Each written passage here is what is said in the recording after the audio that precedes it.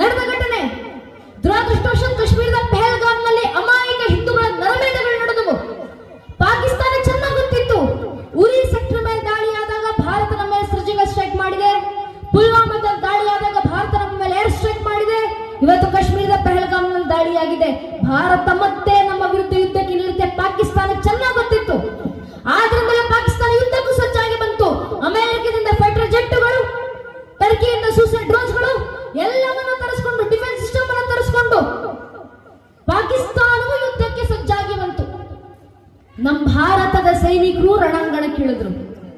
ಇಳಿದವರು ತಾಯಿಯ ಹಣೆ ಮೇಲೆ ವಿಜೃಂಭಿಸುವಂತ ಸಿಂಧೂರಕ್ಕೆ ಕಳಂಕ ಬಂದಾಗ ಆ ಸಿಂಧೂರಕ್ಕೆ ನ್ಯಾಯ ಒದಗಿಸಿಕೊಡ್ಲಿಕ್ಕೆ ಮಾತೃಶಕ್ತಿ, ಧೀಶಕ್ತಿ, ನಾರಿ ಶಕ್ತಿ, ಹೆಣ್ಣು ಮಕ್ಕಳೇ ಮುಂದೆ ಬರಬೇಕಂತ ವ್ಯೋಮಿಕಾ ಸಿಂಗ್, ಸೋಫಿಯಾ ಕುರೇಶಿ ಅಂತ ತಾಯಿಗಳು ರಣಾಂಗಣಕ್ಕಿಳಿದ್ರು. ಆಪರೇಷನ್ ಸಿಂಧೂರವನ್ನ ಸಾಕಾರಗೊಳಿಸಿಕೊಟ್ಟೋದ್ರು. ಆಪರೇಷನ್ ಸಿಂಧೂರದ ಸಾಕಾರಕ್ಕೆ ನಮ್ಮ ಭಾರತದ ಸೈನಿಕರು ಶಸ್ತ್ರಾಸ್ತ್ರಗಳನ್ನ ತಂದ್ರು. ಆದ್ರೆ ಪಾಕಿಸ್ತಾನದಂತೆ ಯಾವುದು ಅಮೆರಿಕ, ಯಾವುದು ಟರ್ಕಿ ಮುಂದೆ ನಿಂತು ಕೈ ಚಾಚಿ ಭಿಕ್ಷೆ ಬೇಡಿ ತಂದಂತ ಶಸ್ತ್ರಾಸ್ತ್ರಗಳೆಲ್ಲ ನಮ್ಮವು. ನಮ್ಮ ಭಾರತದ ಸೈನಿಕರು ರಷ್ಯಾದ ಜೊತೆ ಹೆಗಲಿಗೆ ಹೆಗಲು ಕೊಟ್ಟು ನಿಂತು ತಯಾರು ಮಾಡಿಸಿ ಇಂಪೋರ್ಟ್ ಮಾಡಿಸಿಕೊಂಡಂತ S-400 ಡಿಫೆನ್ಸ್ ಸಿಸ್ಟಮ್ ಜೊತೆಗೆ ಭಾರತದ ಸೈನಿಕರು ಯುದ್ಧಕ್ಕಿಳಿದ್ರು. ಇದಕ್ಕಿಂತ ಹೆಮ್ಮೆ ವಿಚಾರ, ಆಕಾಶ್ ತೀರ್ ಏರ್ ಡಿಫೆನ್ಸ್ ಸಿಸ್ಟಮ್ ಜೊತೆಗೆ ಭಾರತದ ಸೈನಿಕರು ಯುದ್ಧಕ್ಕೆ ಬಂದ್ರು. ಆಕಾಶ್ ತೀರ್ ಏರ್ ಡಿಫೆನ್ಸ್ ಸಿಸ್ಟಮ್ ಬೇರೆ ಯಾವ ದೇಶದಿಂದಲೂ ತರಿಸಿಕೊಂಡಿದ್ದಲ್ಲ. ಬದಲಿಗೆ 100% ಮೇಕ್ ಇನ್ ಇಂಡಿಯಾ, ಮೆಟೀರಿಯಲ್ ಇಂದ ಹಿಡಿದು ಲೇಬರ್ ನವರೆಗೂ ನಮ್ಮಲ್ಲೇ ತಯಾರಾದ ಇಂಡಿಜಿನಸ್ ಏರ್ ಡಿಫೆನ್ಸ್ ಸಿಸ್ಟಮ್ ಭಾರತದ ಸೈನಿಕರು ಉಪಯೋಗಿಸಿದ್ರು. ನಮ್ಮ ಸೈನಿಕರ ಹತ್ರ ಡಿಫಾಲ್ಟ್ ಡಿಫೆನ್ಸ್ ಸಿಸ್ಟಮ್ಗಳು ಸಿದ್ಧವಾಗಿದ್ವು, ಸಮರ್ ಏರ್ ಡಿಫೆನ್ಸ್ ಸಿಸ್ಟಮ್ಗಳು ಸಿದ್ಧವಾಗಿದ್ವು, ರಫೇಲ್ ಫೈಟರ್ ಜೆಟ್ಗಳು ಸಿದ್ಧವಾಗಿದ್ವು with SCALP missile loaded, Sukhoi 30MK fighter ಜೆಟ್ಗಳು ಸಿದ್ಧವಾಗಿದ್ವು ವಿತ್ ಬ್ರಹ್ಮೋಸ್ ಮಿಸೈಲ್ ಲೋಡೆಡ್. ನಮ್ಮ ಸೈನಿಕರ ಹತ್ರ ಇಸ್ರೇಲ್ ಇಂದ ಇಂಪೋರ್ಟ್ ಮಾಡಿಸಿಕೊಂಡಂತ ಅರಬ್ ಡ್ರೋನ್ಗಳಿದ್ವು, ಜಪಾನ್ ಇಂದ ಇಂಪೋರ್ಟ್ ಮಾಡಿಸಿಕೊಂಡಂತ ಕಾಮಿಕಾಜೆ ಡ್ರೋನ್ಗಳಿದ್ವು, ನಮ್ಮಲ್ಲೇ ತಯಾರಾದ ಸೂಸೈಡ್ ಡ್ರೋನ್ಸ್ಗಳಿದ್ವು, ನಾಗಾಸ್ತ್ರ 1 ಸೂಸೈಡ್ ಡ್ರೋನ್ಗಳಿದ್ವು, ಸ್ಕೈ ಸ್ಟ್ರೈಕರ್ ಸೂಸೈಡ್ ಡ್ರೋನ್ ನಮ್ಮ ಸೈನಿಕರ ಹತ್ರ ಸಿದ್ಧವಾಗಿದ್ವು. ಸ್ಕೈ ಸ್ಟ್ರೈಕರ್ ಸೂಸೈಡ್ ಡ್ರೋನ್ಗಳು ಭಾರತದಲ್ಲೇ ತಯಾರಾದಂತ ಮೇಕ್ ಇನ್ ಇಂಡಿಯಾ, ಅದರಲ್ಲೂ ಮೇಡ್ ಇನ್ ಕರ್ನಾಟಕ, ನಮ್ಮ ಕರ್ನಾಟಕದಿಂದಲೇ ತಯಾರಾಗಿ ಹೋದಂತ ಸೂಸೈಡ್ ಡ್ರೋನ್ಗಳು ನಮ್ಮ ಸೈನಿಕರನ್ನ ಸಜ್ಜಾಗಿ ನಿಂತಿದ್ದು.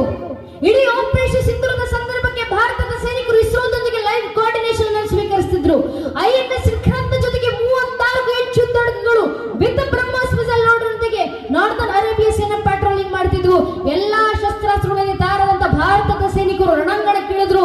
ಒಂದೇ ಒಂದು ಹೊಡೆತಕ್ಕೆ ಪಾಕಿಸ್ತಾನ ಅಮೆರಿಕದಿಂದ ತಂದಂತ J-16 800 ಫೈಟರ್ ಜೆಟ್ ಮತ್ತು J-17 800 ಫೈಟರ್ ಜೆಟ್ಗಳನ್ನ ಭಾರತದ ಸೈನಿಕರು ಮಣ್ಣಲ್ಲಿ ಮಣ್ಣಾಗಿಸಿದ್ರು. ಒಂದೇ ಒಂದು ಹೊಡೆತಕ್ಕೆ ಪಾಕಿಸ್ತಾನ ಟರ್ಕಿಯಿಂದ ತಂದಂತ ಸೂಸೈಡ್ ಡ್ರೋನ್ಸ್ಗಳನ್ನ ಭಾರತದ ಸೈನಿಕರು ಭಗ್ನಗೊಳಿಸಿದ್ರು. ಒಂದೇ ಒಂದು ಹೊಡೆತಕ್ಕೆ ಪಾಕಿಸ್ತಾನ ಉಪಯೋಗಿಸುತ್ತಿದ್ದಂತ SAP 2000 ಡಿಫೆನ್ಸ್ ಸಿಸ್ಟಮ್ ಅನ್ನ ನಾಶಗೊಳಿಸಿದ್ರು. ಅವತ್ತು ಪಾಕಿಸ್ತಾನದ ಒಂದೇ ಒಂದು ಏರ್ ಡಿಫೆನ್ಸ್ ಸಿಸ್ಟಮ್ ಕೆಲಸ ಮಾಡಲಿಲ್ಲ. ಪಾಕಿಸ್ತಾನದ ಒಂದೇ ಒಂದು ರಡಾರ್ ಸಿಸ್ಟಮ್ ರೆಸ್ಪಾಂಡ್ ಮಾಡಲಿಲ್ಲ. ಇಡೀ ಆಪರೇಷನ್ ಸಿಂಧೂರವನ್ನ ಭಾರತದ ಸೈನಿಕರು ಸಾಕಾರಗೊಳಿಸಿದ್ರು. 29 ನಿಮಿಷ 9 ಟೆರರ್ ಕ್ಯಾಂಪ್ಸ್ಗಳ ಮೇಲೆ ದಾಳಿ, 70ಕ್ಕೂ ಹೆಚ್ಚು ಜನ ಭಯೋತ್ಪಾದಕರ ಸಂಹಾರ ಮಾಡಿ ಭಾರತದ ಸೈನಿಕರು ಜಗತ್ತಿಗೆ ತೋರಿಸಿಕೊಟ್ರು. ಭಾರತ ಮಲಗಿದ್ರೆ ಮಾತ್ರ ಕುಂಭಕರ್ಣ, ಎದ್ರೆ ವೀರಭದ್ರ ಅನ್ನೋದನ್ನ ಜಗತ್ತಿಗೆ ಸಾಬೀತುಪಡಿಸುವಂತ ಕೆಲಸ ಭಾರತದ ಸೈನಿಕರು ಮಾಡಿ ತೋರಿಸಿದ್ರಲ್ಲ. ಭಾರತದ ಸೈನಿಕರು ತೋರಿಸ್ಕೊಟ್ಟಿದ್ದಾರೆ. ನೇರ ಯುದ್ಧ ಮಾಡ್ಲಿಕ್ಕೆ ಬಂದ್ರೆ ಕ್ಷಾತ್ರ ತೇಜ್ನೊಂದಿಗೆ ರಾಷ್ಟ್ರದ ರಕ್ಷಣೆ ಮಾಡ್ಕೊಳ್ತೀವಿ. ಇನ್ನು ಉಳಿದಿರುವಂತ ಕೆಲಸ, ರಾಷ್ಟ್ರದ ಗಡಿ ಒಳಗಿರುವಂತ ನಾವುಗಳು ಬ್ರಹ್ಮ ತೇಜ್ನಿಂದ ವೈಚಾರಿಕವಾಗಿ ಪರಂಪರೆ ರಕ್ಷಣೆ ಮಾಡಿಕೊಂಡ್ರೆ ಸಾಕು. ನಮ್ಮ ಮೇಲಾಗುವ ದಾಳಿ, ವೈಚಾರಿಕ ದಾಳಿ ನಮ್ಮ ಮೇಲಾಗುತ್ತಲೂ ಗೊತ್ತಿಲ್ಲ, ನಮ್ಮ ಮನೆ ಮಕ್ಕಳ ಮೇಲೆ. ಇವತ್ತು ಧರ್ಮ ಜಾಗೃತಿ ಸಭಾ ಆಯೋಜನೆ ಮಾಡಿದ್ದೀವಿ. ಜಾತ್ರಾ ಮಹೋತ್ಸವ, ರಾಮನವಮಿಯ ಕಾರ್ಯಕ್ರಮ ಮಾಡ್ತಿದ್ದೀವಿ. ಯಾರಿಗೋಸ್ಕರ ಮಾಡಿರುವಂತ ಕಾರ್ಯಕ್ರಮ ಇದು? ಯಾರಿಗೋಸ್ಕರ ನಡೆಸ್ತಿರುವಂತ ಆಚರಣೆಗಳಿಲ್ಲ ಇವೆಲ್ಲ? ನನಗೋಸ್ಕರವೂ ಅಲ್ಲ, ನಿಮಗೋಸ್ಕರವೂ ಅಲ್ಲ. ನಿಮ್ಮ ಜೊತೆಗೆ ಕರ್ಕೊಂಡು ಬಂದು ಕೂರಿಸಿದ್ದೀರಲ್ಲ 6-7 ವರ್ಷದ ಪುಟ್ಟ ಮಕ್ಕಳು, ಆ ಮಕ್ಕಳಿಗೋಸ್ಕರ ಮಾಡ್ತಿರುವಂತ ಕಾರ್ಯಕ್ರಮ ಇದು. ಆ ತಲೆಮಾರಿಗೋಸ್ಕರ ಮಾಡ್ತಿರುವಂತ ಧರ್ಮದ ಕೆಲಸ ಇದು. ಆ ಪೀಳಿಗೆಗೋಸ್ಕರ ಮಾಡ್ತಿರುವಂತ ಧರ್ಮದ ಕಾರ್ಯ ಇದು. ಜಾಗೃತವಾದ್ರೆ ಆ ತಲೆಮಾರಿನ ಮಕ್ಕಳು ಜಾಗೃತವಾಗಬೇಕು. ಯಾಕಂದ್ರೆ ವೈಚಾರಿಕ ದಾಳಿ ಆದ್ರೆ ಆಗೋದು ಅದೇ ಪೀಳಿಗೆ ಮಕ್ಕಳ ಮೇಲೆ. ಯಾವ ಮಟ್ಟದ ವೈಚಾರಿಕ ಜಾಗೃತಿ ಆಗುತ್ತೆ, ದಾಳಿ ಆಗುತ್ತೆ ಅಂದ್ರೆ, ನಮ್ಮ ತಂದೆ ನನಗೆ ಹೇಳಿದಂತವರ ಖುದ್ದು ಅನುಭವದ ಮಾತು. ನಮ್ಮ ತಂದೆ ರಿಕ್ಷಾ ಚಾಲಕರು, ಆಟೋ ಡ್ರೈವರ್. ನಮ್ಮಪ್ಪ ಇವತ್ತಿಗೂ ಬೆಂಗಳೂರಿನಲ್ಲಿ ವೃತ್ತಿಯಿಂದ ಆಟೋ ಓಡಿಸ್ತಾರೆ. ನಮ್ಮ ಅಪ್ಪ ನನಗೆ ಹೇಳಿದಂತ ಅವರ ಅನುಭವದ ಮಾತು, ಬೆಂಗಳೂರಿನಲ್ಲಿ ಕಾಲೇಜ್ ಹೋಗುವಂತ ಮಕ್ಕಳು ಹಣೆಗೆ ಕುಂಕುಮ ಹಚ್ಕೊಂಡು ಆಟೋ ಹತ್ತುತ್ತಾರೆ. ಆಟೋ ಇಳಿದು ಕಾಲೇಜ್ ಒಳಗೆ ಹೋಗೋಕ್ಕೂ ಮುಂಚೆ ಹಣೆನಲ್ಲಿರುವಂತ ಕುಂಕುಮ ಆಳಿಸ್ಕೊಂಡು ಆನಂತರ ಕಾಲೇಜ್ ಕ್ಯಾಂಪಸ್ ಒಳಗೆ ಕಾಲಿಡ್ತಾರೆ. ಯಾಕೆ? ನಮ್ಮದೇ ಮನೆ ಹಿಂದೂ ಮಕ್ಕಳಲ್ವಾ? ನಮ್ಮ ಮನೆ ಹಿಂದೂ ಮಕ್ಕಳಿಗೆ ಹಣೆ ಮೇಲೆ ಧಾರ್ಮಿಕ ಸಂಕೇತ ಧರಿಸಿ ಓಡಾಡ್ಲಿಕ್ಕೆ ಇವತ್ತು ಕೀಳಿರಿಮೆ. ನಮ್ಮನೆ ಮಕ್ಕಳಿಗೆ ನಾನೊಬ್ಬ ಹಿಂದೂ ಅಂತ ಜಗತ್ತಿನ ಮುಂದೆ ಸಾರಿ ಸಾರಿ ಹೇಳ್ಕೊಳ್ಕೆ ಇನ್ಫೀರಿಯಾರಿಟಿ ಕಾಂಪ್ಲೆಕ್ಸ್. ಯಾಕಂದ್ರೆ ಆ ಮಕ್ಕಳ ಮೇಲೆ ವೈಚಾರಿಕ ದಾಳಿ ಆಗ್ತಿದ್ದಾವೆ. ನಮ್ಮ ಮಕ್ಕಳಿಗೆ ಪ್ರಶ್ನೆ ಮಾಡ್ತಾರೆ, ನೀವು ಗಣೇಶನನ್ನ ಪೂಜಿಸ್ತೀರಾ? ಗಣೇಶನಿಗೆ ಏನಕ್ಕೆ ಆನೆ ಮುಖ? ನೀವು ಹನುಮಂತರನ್ನ ಪೂಜಿಸ್ತೀರಾ? ಹನುಮಂತನಿಗೆ ಏನಕ್ಕೆ ಕಪಿ ಮುಖ? ಹನುಮಂತ ರಾಮ ಭಕ್ತ ಅಂತ ಹೇಳ್ತೀರಾ? ಶ್ರೀರಾಮಚಂದ್ರ ಇಲ್ಲಿ ಹುಟ್ಟಿದ್ರು ನಿಮ್ಮ ಹತ್ರ ಏನ ಸಾಕ್ಷಿ ಇದೆ? ಪ್ರಶ್ನೆ ಮಾಡ್ತಾರೆ. ದುರಾದೃಷ್ಟವಶಾತ್ ಪ್ರಶ್ನೆ ಮಾಡೋರು ಸಾಮಾನ್ಯರಲ್ಲ ನನ್ನ ನೆಚ್ಚಿನ ಬಂಧುಗಳೇ. ಕೋರ್ಟ್ ನಲ್ಲಿ ನಿಂತು ಕಪಿಲ್ ಸಿಬ್ಬಲ್ ಎಂಬ ವಕೀಲರು ಮಾಡುವಂತ ಪ್ರಶ್ನೆ, ಶ್ರೀರಾಮಚಂದ್ರ ಇಲ್ಲೇ ಹುಟ್ಟಿದ್ರು ಅನ್ನೋದಕ್ಕೆ ರಾಮ ಜನ್ಮಭೂಮಿ ಪರ್ವ ಕೊಡ್ಲಿಕ್ಕೆ ನಿಮ್ಮ ಹತ್ರ ಏನ ಸಾಕ್ಷಿ ಇದೆ? ಏನ್ ಪುರಾವೆ ಇದೆ? ಓಪನ್ ಪಬ್ಲಿಕ್ ಡೊಮೇನ್ ನಲ್ಲಿ ರಾಮ ಜನ್ಮಭೂಮಿ ಹಿಯರಿಂಗ್ ನಮಗೆ ಸಿಗ್ತಾ ಓಪನ್ ಪಬ್ಲಿಕ್ ಡೊಮೇನ್ ನಲ್ಲಿ. ಆ ಕ್ವೆಶ್ಚನ್ ಸಾಧ್ಯ Supreme Court of India during the judgment of Shriram Janmabhoomi case what this is the guarantee that this question might not come to our doorsteps in the future days. ಸ್ವಾಮಿ court ಮಾಡಿದ ಇದೇ ಪ್ರಶ್ನೆ ಮುಂದೊಂದು ದಿನ ನಮ್ಮನೆ ಬಾಗಿಲವರೆಗೂ ಬರೋದಿಲ್ಲ ಅನ್ನೋದು ನಮ್ಮ ಹತ್ರ ಏನು ಗ್ಯಾರಂಟಿ? ನಮ್ಮನೆ ಮಕ್ಕಳ ಮುಂದೆ ನಿಂತು ಯಾರಾದ್ರೂ ಈ ಪ್ರಶ್ನೆ ಮಾಡಿದ್ರೆ ಮನೆಯ ಮಕ್ಕಳಲ್ಲಿ ಯಾವ ಮಟ್ಟದ ವೈಚಾರಿಕ ಜಾಗೃತಿ ತುಂಬಿರಬೇಕಂದ್ರೆ ಒಂದೊಂದು ಹಿಂದೂ ಮನೆಯ ಮಗು ಎದೆ ಉಪ್ಪಿಸ್ಕೊಂಡೆ ತಟ್ಕೊಂಡು ಉತ್ತರ ಕೊಡಬೇಕು. ಪ್ರಭು ಶ್ರೀರಾಮಚಂದ್ರರ ಅಸ್ತಿತ್ವಕ್ಕೆ ಮಾತ್ರ ಅಲ್ಲಪ್ಪ, ಬೇಕಾದ್ರೆ ಇಡೀ ಶ್ರೀರಾಮಚಂದ್ರರ ವಂಶವೃಕ್ಷದ ಅಸ್ತಿತ್ವಕ್ಕೆ ನಾನು ಸಾಕ್ಷಿಯನ್ನು ಕೊಡಬಲ್ಲೆ. ನಮ್ಮ ಮಕ್ಕಳ ಬಾಯಿಂದ ಬರಬೇಕಾದದ್ದು ಉತ್ತರ ಭಗವಂತನ ಜಗನ್ಮಾತೆ ಕೃಪಾಶೀರ್ವಾದಗಳಿಂದ ಮೊದಲಿಗೆ ಬಂದದ್ದು ಶ್ರೀಹರಿ.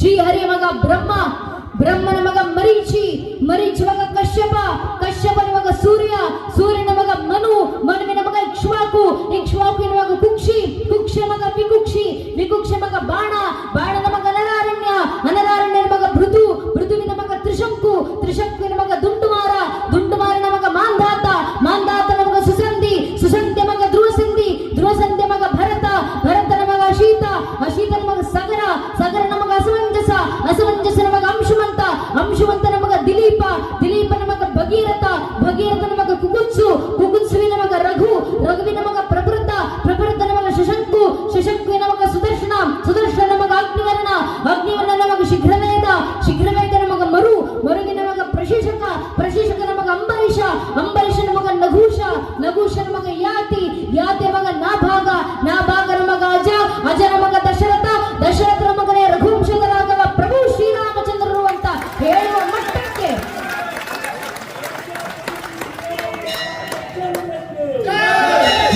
ಮಟ್ಟಕ್ಕೆ ಮನೆ ಮನೆಯ ಒಂದೊಂದು ಮಗುವಿನಲ್ಲೂ ಇಷ್ಟು ವೈಚಾರಿಕ ಬ್ರಹ್ಮ ತೇಜಸ್ಸಿನ ಜಾಗೃತಿ ನಾವು ತಂದ್ರೆ ಸಾಕು. ನನ್ನ ನೆಚ್ಚಿನ ಬಂಧುಗಳೇ, ಧರ್ಮ ರಕ್ಷಣೆ ಆಯ್ತಂತರ್ಥ, ರಾಷ್ಟ್ರದ ಪರಂಪರೆ ಸುಭದ್ರವಾಯ್ತಂತರ್ಥ. ಇಷ್ಟೇ ನಮ್ಮ ಜವಾಬ್ದಾರಿ.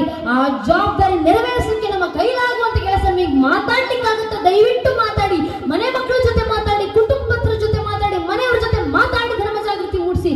ನಿಮಗೆ ಹಾಡ್ಲಿಕ್ಕಾಗತ್ತ ದಾಸರ ಕೀರ್ತನೆಗಳನ್ನು ಹಾಡಿ, ಭಗವದ್ಗೀತೆ ಶ್ಲೋಕ ವೇದ ಮಂತ್ರಗಳನ್ನು ಪಠಿಸಿ ಧರ್ಮ ಜಾಗೃತಿಯನ್ನು ಮೂಡಿಸಿ.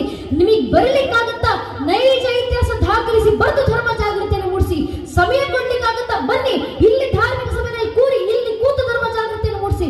ಶ್ರಮ ಹಾಕ್ಲಿಕ್ಕಾಗತ್ತಾ ಕಾರ್ಯಕರ್ತರ ಜೊತೆ ಊರಿನ ಹಿರಿಯರ ಜೊತೆ ಕೈ ಜೋಡಿಸಿ ಧರ್ಮದ ಕೆಲಸವನ್ನು ಮಾಡಿ ಧರ್ಮ ಜಾಗೃತಿಯನ್ನು ಮೂಡಿಸಿ.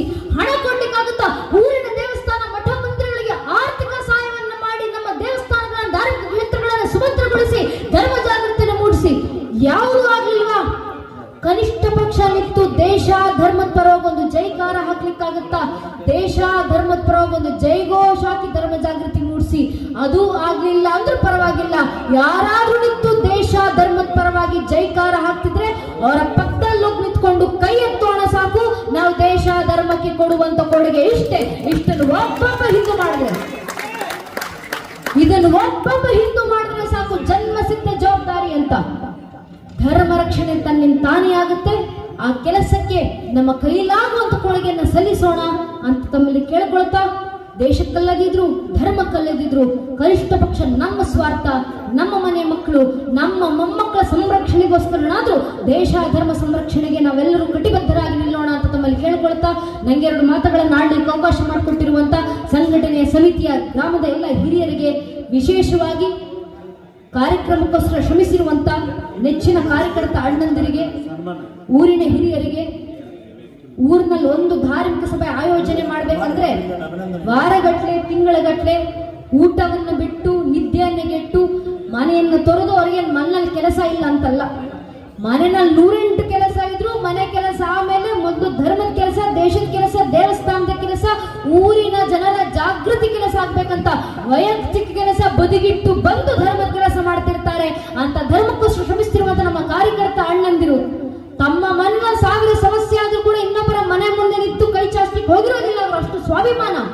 ಆದ್ರೆ ಧರ್ಮದ ಕೆಲಸ ಅಂತ ಬಂದಾಗ ಪ್ರತಿಯೊಬ್ಬ ಹಿಂದುವಿನ ಮನೆಗಳ ಮುಂದೆ ನಿಂತು ಕೇಳಿರ್ತಾರಣ್ಣ, ಧರ್ಮದ ಕೆಲಸ ಮಾಡ್ತಿದ್ದೀವಿ, ನಿಮ್ಮ ಕೈಲಾಗುವಂತ ಸಹಾಯ ಮಾಡಿ, ಏನಾಗ್ಲಿಲ್ಲ ಅಂದ್ರೂ ಪರವಾಗಿಲ್ಲ, ಸಭೆನಲ್ಲಿ ಬಂದು ಕೂರಿ ಸಾಕು, ಮನೆ ಮಕ್ಕಳ ಸಂಸ್ಕಾರ ತುಂಬಿಸಿ ಅಂತ ಕೇಳ್ಕೊಂಡಿರ್ತಾರೆ ನಮ್ಮ ಕಾರ್ಯಕರ್ತ ಅಣ್ಣಂದಿರು. ಅಷ್ಟು ನಿಸ್ವಾರ್ಥವಾಗಿ ಧರ್ಮಕ್ಕೆ ಕೆಲಸ ಮಾಡುವಂತ ನಮ್ಮ ಕಾರ್ಯಕರ್ತ ಅಣ್ಣಂದಿರಿಗೆ ನಾವು ಏನ್ ಗೌರವ ಸಲ್ಲಿಸ್ಲಿಕ್ಕೆ ಸಾಧ್ಯ? ಸೇರಿರುವಂತ ಸಾವಿರಾರು ಜನ ಹಿಂದೂ ಬಾಂಧವರಲ್ಲಿ ಕೈ ಮುಗಿದು ವಿನಂತಿ, ದಯವಿಟ್ಟು ಕಾರ್ಯಕ್ರಮ ಮುಗಿಸ್ಕೊಂಡು ವಾಪಸ್ ಹೋಗೋಕೆ ಮುಂಚೆ ನಿಮ್ಮ ಸುತ್ತಮುತ್ತ ಕಾರ್ಯಕ್ರಮಕ್ಕೋಸ್ಕರ ಶ್ರಮಿಸಿರುವಂತ ನಮ್ಮ ಕಾರ್ಯಕರ್ತ ಅಣ್ಣಂದಿರಿದ್ದಾರೆ, ಧರ್ಮಕ್ಕೋಸ್ಕರ ಕೆಲಸ ಮಾಡ್ತಿರುವಂತ ಅಣ್ಣಂದಿರಿದ್ದಾರೆ. ದಯವಿಟ್ಟು ಹಿಂದೂ ಬಾಂಧವರು ಆ ಧರ್ಮದ ಕಾರ್ಯಕರ್ತ ಅಣ್ಣಂದಿರ ಹತ್ರ ಹೋಗಿ ಅವರ ಹೆಗಲ್ ತಟ್ಟಿ, ನಿನ್ನ ಮನೆಯ ವೈಯಕ್ತಿಕ ಕೆಲಸ ಬದಿಗಿಟ್ಟು ಬಂದು ದೇಶ ಧರ್ಮದ ಕೆಲಸ ಮಾಡ್ತಿದ್ಯಲ್ಲಪ್ಪ, ನಿನ್ನ ನೋಡಿದ್ರೆ ಹೆಮ್ಮೆ ಅನಿಸುತ್ತೆ ಅಂತ ಆ ಕಾರ್ಯಕರ್ತ ಅಣ್ಣಂದ್ರೆ ಹೆಗಲ್ ತಟ್ಟಿ ಶಬಾಷ್ ಅಂತ ಹೇಳಿ ಹೋಗಿ ಸಾಕು. ನಮ್ಮ ಕಾರ್ಯಕರ್ತ ಅಣ್ಣಂದ್ರಿಗೆ ನಾವು ಕೊಡುವ ಗೌರವ ಇದೆ. ಶಾಸ್ತ್ರಾಕಾರ ಕೊಟ್ಟ ಮಾರ್ಗದರ್ಶನ, ಧರ್ಮೋ ರಕ್ಷತಿ ರಕ್ಷಿತಃ. ಯಾರು ಧರ್ಮ ರಕ್ಷಣೆ ಮಾಡ್ತಾರೋ ಅವರ ರಕ್ಷಣೆಗೆ ಧರ್ಮವೇ ನಿಂತಿರುತ್ತೆ.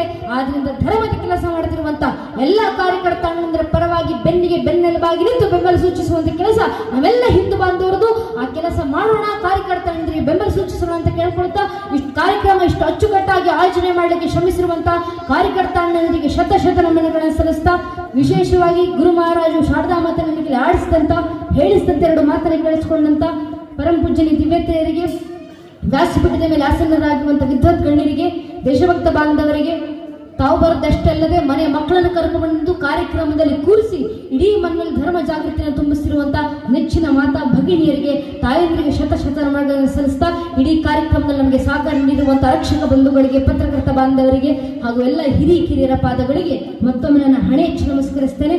ಭಗವಂತನೇ ಆಡಿಸಿದಂತ ಮಾತುಗಳನ್ನ ಭಗವಂತನೇ ಪಾದರವಿಂದಗಳಿಗೆ ಅರ್ಪಿಸ್ತಾ, ನನ್ನ ನೆಚ್ಚಿನ ಬಂಧುಗಳೇ, ಈಗ ಎಲ್ಲರೊಮ್ಮೆ ಜಯಕಾರ ಹಾಕ್ಬಿಡೋಣ.